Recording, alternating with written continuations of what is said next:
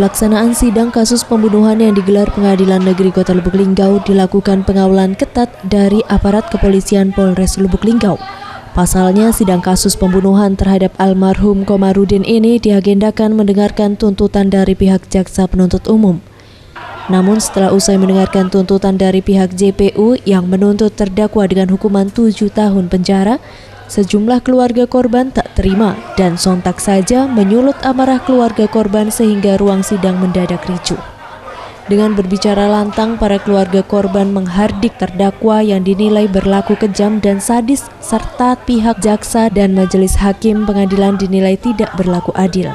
Tak hanya berbicara lantang, di luar gedung pengadilan setelah usai sidang, sejumlah keluarga korban pun diwarnai adu pukul dengan petugas kepolisian yang mengamankan jalannya sidang kasus pembunuhan.